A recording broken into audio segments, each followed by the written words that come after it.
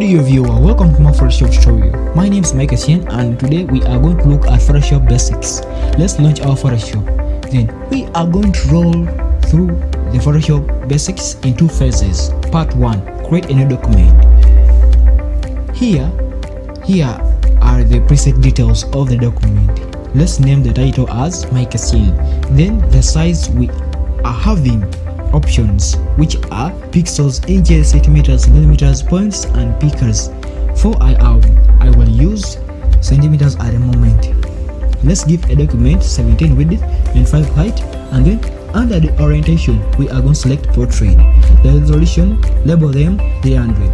The background, here we have options, but for me I will use the white background and then go to create. So this is our preset document. Then part 2, importing. Let's import our document or our image. It can be imported in two ways, directly and indirectly. Then for directly, we move to the location manually and get the picture into the workspace. Then indirectly, we press Ctrl+O to open the document and then move to the location of our object, tap on it and then press open. Then part 3, the software interface.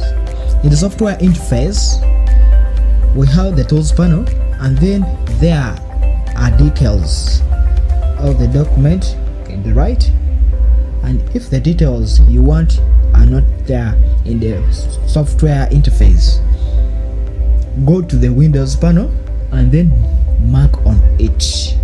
Then part 4, we are going to talk about the basic tools. First is the move tool, or you can call it a select tool depending on the Photoshop that you are using. This is just for moving and selecting the object. The second tool is the regular marquee tool. This is used to select a specific part like this.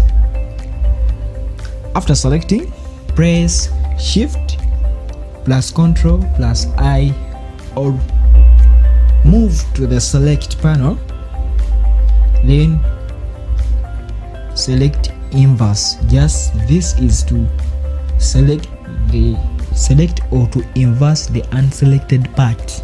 Then press delete to remove the unselected part. After, you can press Ctrl+Z to undo the action and Ctrl+D to deselect. The other tool which we will always use in our project is the quick selection tool. This is to select your objects smoothly, and you can inverse the object by pressing Shift Ctrl+I as we did, just to prep the unselected parts, and then press delete. You can press Ctrl+Z to undo and then Ctrl+D to deselect. The other thing that I have to talk about on this object is that we have to be vigilant on the objects, on what type of the objects we have under the layers panel. So under the layers panel we have layer, can be in a smart or normal object. The smart object cannot be edited directly. Let's try it out. Change this normal layer. This is a normal layer. Let's change it into a smart object, and then we try to edit it. It will say couldn't complete your request because the smart object is not directly editable. So this means you can edit it indirectly if it cannot be edited directly. How? Go under the layers panel and then add a mask. It will change. Here it has changed to black because it was an inverse. So let's press Ctrl+I to reverse the inverse. So you see that the part that we selected went away. So we can return back to the normal object by right clicking and then go to the rasterize. This is just to turn your layer into smart object if it is in a smart object. Then part 5 is for blending mode. Let's add in a layer.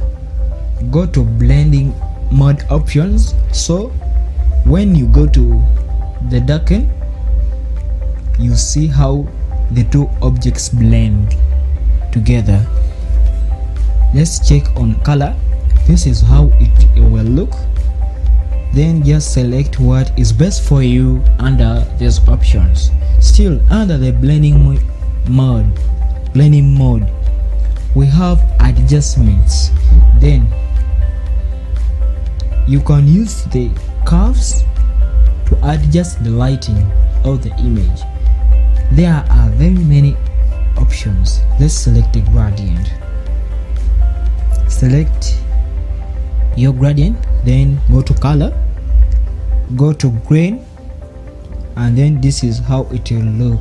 Press and then press OK. When we add the text through using the text tool in the tools panel, then we'll blend the text through the blend mode options. This is the way how it will look. And then part 6, blending options. Select your text, right click, part 6, blending options. Select out the text, right click to find the blending options. You can add the shadow to the text. Tap on it to get the details. You can change the color of the shadow, then adjust the distance, spread and size in accordance to your choice. You can also add in a stroke. Then the stroke that I have in here is makes it appear metallic, as here while I was drawing my project I put in white and black just to make it appear metallic.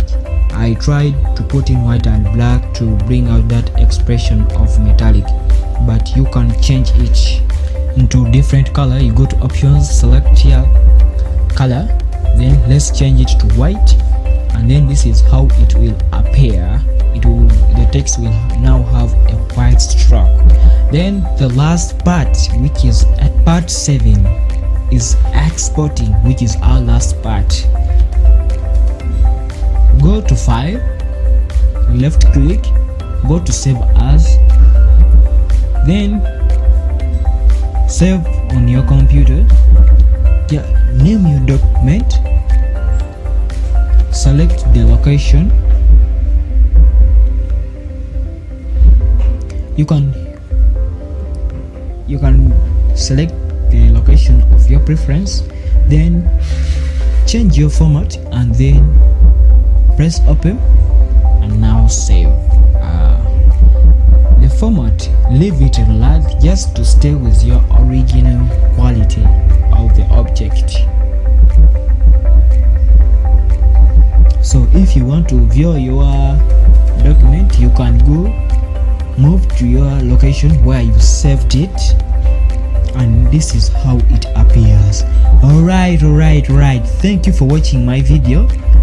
Let's meet in the next video. Please, I'm requesting you to subscribe, like, comment your opinion in the comment section. Press the bell just to be notified when I have another video. Thank you.